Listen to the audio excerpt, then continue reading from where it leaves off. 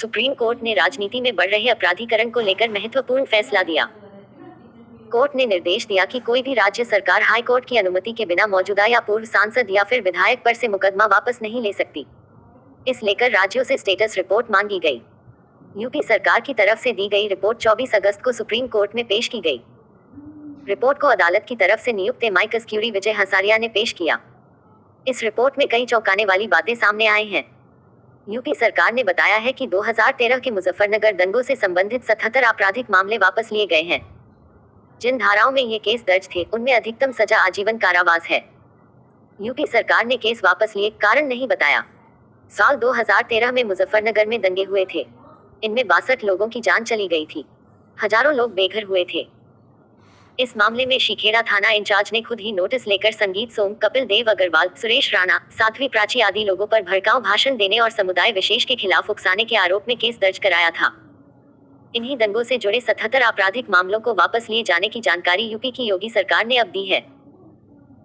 Amicus curiae विजय हंसरिया ने अपनी report में कहा है कि राज्य सरकार की सूचना के मुताबिक 2013 के मुजफ्फरनगर दंगों में कुल 6,869 आरोपियों के खिलाफ 510 मामले मेरठ जोन के 5 जिलों में दर्ज किए गए थे। इन 510 मामलों में से 175 में आरोप पत्र दायर किए गए। 165 मामलों में अंतिम रिपोर्ट दाखिल की गई और 170 मामलों को हटा दिया गया था।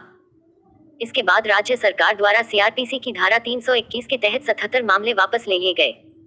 सरकारी आदेश में मामला वापस लेने का कोई कारण भी नहीं बताया गया। केवल यह कहा गया है कि प्रशासन ने पूरी तरह से विचार करने के बाद विशेष मामलों को वापस लेने का निर्णय लिया है। बता दें कि सीआरपीसी की धारा -321 के तहत राज्य सरकारों को केस वापस लेने का अधिकार दिया गया है। हालांकि 10 अगस्त को कोर्ट ने कहा था कि मामले सिर्फ जनहित में या अन्याय होने की स्थिति में ही हटाए जा सकते हैं, न कि राजनीतिक फायदे के लिए।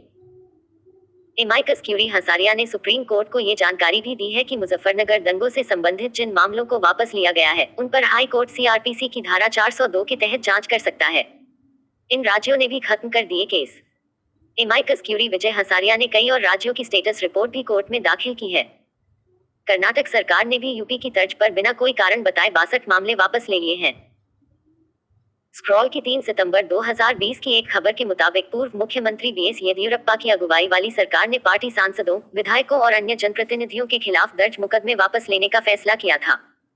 मौजूदा सीएम बसवराज बोम्मई उस समय राज्य के गृह मंत्री थे। उन्हीं की अगुवाई में गठित कमेटी की सिफारिश पर यह फैसला लिया गया था। इनमें तत्कालीन कानून मंत्री जेसी मधुस्वामी और टूरिज्म मंत्री सीटी रवि के खिलाफ दर्ज केस भी शामिल थे। दोनों पर सेक्शन 143 अवैध तरीके से इकट्ठा होने और 147 दंगा के आरोप में केस दर्ज थे। ये मामला 2015 में मैसूर जिले के हुंसूर शहर में 2 समुदायों के छात्रों के बीच हुई हाथापाई से संबंधित था। यूपी और कर्नाटक ही नहीं, तमिलनाडु ने 4 और तेलंगाना ने 14 मामले वापस लिए हैं। केरल ने तो ऐसे 36 मामले वापस लिए हैं। इस मामले पर chief justice N V Ramana की अगुवाई वाली बेंच सुनवाई करेगी।